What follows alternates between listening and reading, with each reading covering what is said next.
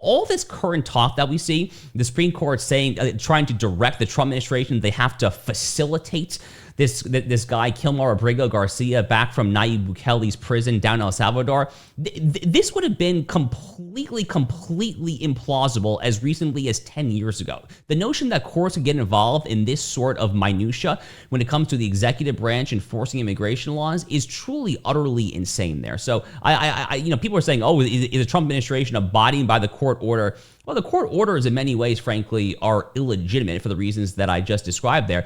And then when it comes to kind of the more granular question, I mean, what does it mean to facilitate? Right. In that particular instance, Garcia is a Salvadoran national in El Salvador. I'm sorry, what the heck can the United States do? I mean, this is a sovereign country, El Salvador. I mean, do you want us to fly like a black chopper and to evacuate this guy who's a citizen from his own country? It makes no sense whatsoever there. So, in my judgment, the administration, at least in that case, is doing nothing wrong whatsoever. Okay.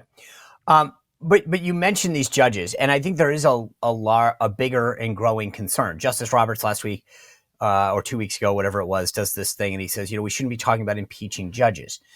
And I think there's two fronts that are worth dissecting. Number one, these judges who I think are clearly overstating their role and their authority, because they're telling the executive branch, here's what you can and can't do within your own branch. And then secondly, I think there are a group of folks in the last few weeks that we've seen should be impeached. When you saw one judge literally try to help a criminal in this country illegally escape, and then another case where the husband and the wife, the judge and his wife, were harboring a gang member. I mean, I don't know why you wouldn't want to impeach. In fact, I thought it was odd that, to me, that's like a cop saying you would never want to go after a cop. It's like, yeah, well, unless you're abusing the law. So I think that, walk us through where we stand with the judges, because I think it's the media and some of these judges paint this as, oh my gosh, we're infallible. You can't touch a judge. But that to me is insane, because one, they overstep their power, or two, they literally break the law. All right. So two issues here. Let's start with the state judges, and then we'll go to federal. So, the issue in Wisconsin with this judge who was essentially telling the illegal alien to abscond out the jury door because the Fed showed up to deport him, that was a state court judge, and that's why they were able to arrest her fairly quickly for actively subverting this nation's immigration laws there. And then the people, a lot of people on the left cry out and they say, oh, this is jackboot authoritarianism there. But, Sean, these are the same people that for the past 4 years were yelling at the top of their lungs about Donald Trump, how no one is above the law. So, I mean, either no one is above the law or some people actually are above the law. I mean, you really just can't actually have this both ways. But in that particular case, I mean, it's a total no-brainer. I mean, it is so similar. This is a state court judge who is brazenly and openly flouting federal law. Well, last I checked, Article 6 of the Constitution is pretty clear that federal law is supreme. The Supremacy Clause says that this Constitution, all laws passed pursuant thereto, are the supreme law of the land. Last I checked as well, Sean, this nation fought a bloody civil war in the 19th century to establish that exact principle, that John C. Calhoun-style nullification is illegitimate because federal law is supreme. So I look at shenanigans like this state court judge trying to tell the illegal alien to abscond out the jury door, and I actually think back to the antebellum South, which makes a lot of sense actually, because when you look what the left says about race issues when it comes to DEI and essentially this notion of racial determinism, that you are destined for a certain path in life because of your skin color. Do you know who agree with that? The racists. Literally, John C. Calhoun agree with that. So, in so many ways, today's modern Democrats have not changed a whit since the Democrats of the 1830s, 1840s. It frankly just boggles the mind. On the federal judge judicial impeachment front, and you're right that John Roberts recently doubled down on his comments here. He is incredibly out of line. Incredibly out of line. Impeachment is here, there, and everywhere a political remedy. Justices have been impeached for over 200 years. I mean, going back at least as far as Justice Salmon Chase, who was impeached in the earlier years of the Republic there. It is a political decision made by the political branches there. Chief Justice Roberts has a tendency there. He obviously hates Donald Trump. He is not particularly, he's not taking great pains to hide that there. But, to kind of paraphrase Laura Ingraham, who many years ago was talking about LeBron James, and Laura Ingraham famously said, shut up and dribble. I look at John Roberts and I just say to him, shut up and judge. stay in your lane. Like, get out of this political conversation there. If Congress wants to talk about impeaching, if the executive branch wants to talk about impeaching, that is well within their right to do so. But doesn't it also, I mean, there's the breaking the law piece, but then what I find is like some of these guys saying the executive, like, for example, Donald Trump doesn't have the right to fire federal employees. Donald Trump doesn't have the right to take this money. And I'm like, he's literally the elected head of the executive branch of Article 2. And these Article 3 judges, right, are coming in and saying, nope, you can't deal with the executive branch, which you are duly elected to deal with, by firing people or saying that we're not going to fund this agency or whatever. I just don't understand how a judge comes in and says that's a political decision. That's not a judicial decision, in my opinion.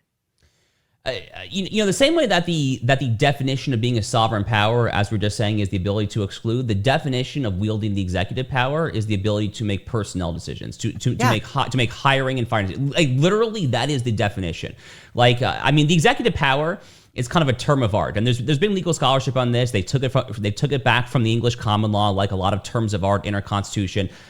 Literally, the number one component of the executive power, more than anything else, is, yes, you take care that the laws shall be faithfully executed, but you have to do that in part by who you are having execute them on your behalf, by who you are hiring and who you are firing there. So, if there was a president who does not have control over his own executive branch, that is not a full executive in the constitutional sense of the term. And unfortunately, for numerous reasons, we haven't had that in over a century. I mean, going back at least as far as the Federal Reserve during the Woodrow Wilson administration, the FDR, New Deal era takes it to a whole nother level.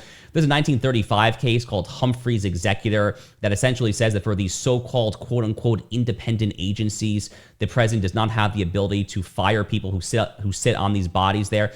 But Sean, from a constitutional perspective, there's no such thing as a so-called independent agency. I mean, you're either in Article 1, you're in Article 2, you're in Article 3, or you're out of luck. I mean, like, there's no alternative. Like, there's no fourth branch. I'm sorry.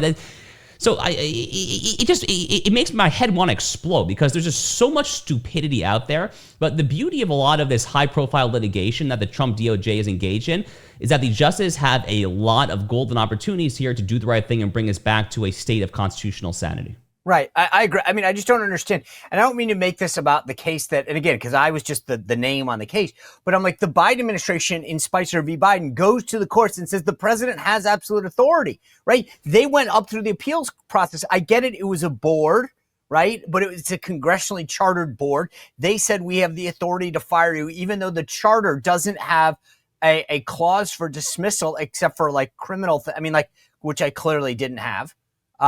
And yet now it's, oh my God, the president doesn't have the right to do this. And I'm like, guys, your previous administration went to court and affirmed that they have the sole and absolute right to fire people. And now you're saying, and the funny part about your point, Josh, is that the inverse is true. Well, who's hiring people?